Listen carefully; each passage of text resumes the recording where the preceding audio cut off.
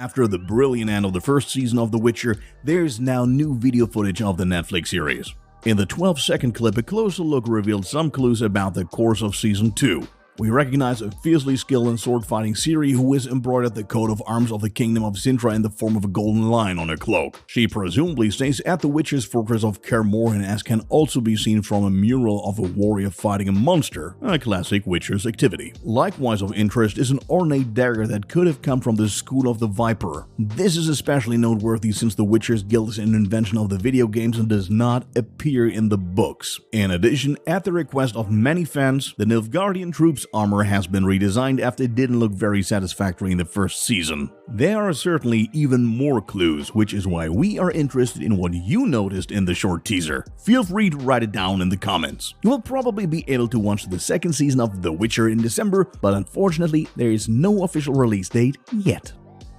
Following Aquaman's box office takings of over $1.1 billion, it quickly became clear that a sequel would be produced immediately. As director and horror icon James Mangold revealed on Instagram with a new photo, the sequel will bear the name Aquaman and the Lost Kingdom. Fortunately, the title gives us a potential clue to the plot of Part 2, as the Lost Kingdom is most likely one of the 7 kingdoms, which includes the underwater realm of Atlantis. 6 of the 7 kingdoms have already been seen in sequences or by representatives of the respective kingdoms, which is why Part 2 will be dedicated to the remaining Lost Kingdom. Shooting for the DC adventure will begin in the coming weeks, with a release expected on December 16th, 2022. After it had been unclear for a long time whether the film would be produced at all, we're now pleased to announce that shooting of the upcoming Indiana Jones 5 has already begun. It seems that James Mangold, who replaced the originally planned director Steven Spielberg at his request, is the right man to direct the 5th Indiana Jones movie. The film's barely in full swing, and yet the first unofficial photos from the set have already surfaced, and they do reveal quite a bit about the plot of the upcoming film. They show hints of a Third Reich setting, as can be seen from the train or the Wehrmacht uniforms. Moreover, there are indications that this might be some sort of flashback, possibly with Ford's facial features rejuvenated on the computer. We are definitely eager to see if and how the scene will appear in the final film, and are looking forward to the release date of Indiana Jones 5 on July 29th, 2022.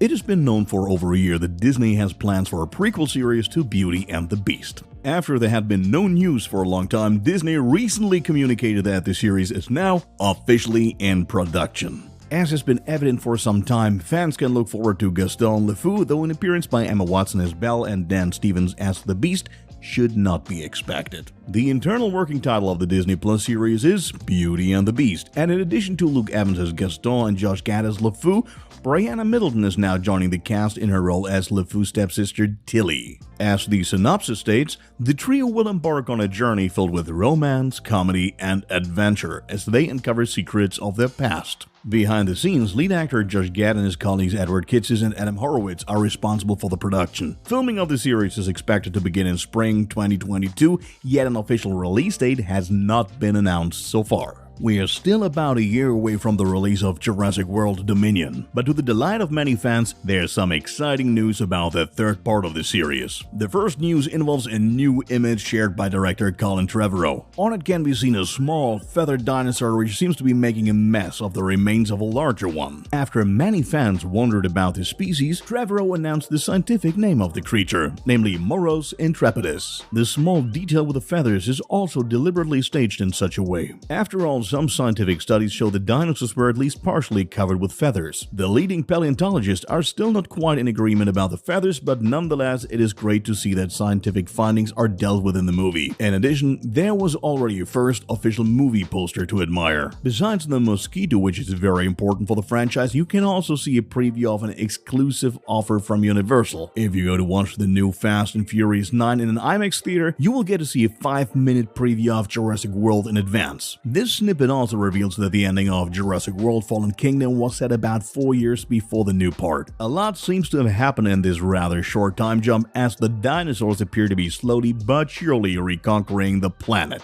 We are looking forward to more news about Jurassic World Dominion, and especially to the release on June 10th, 2022.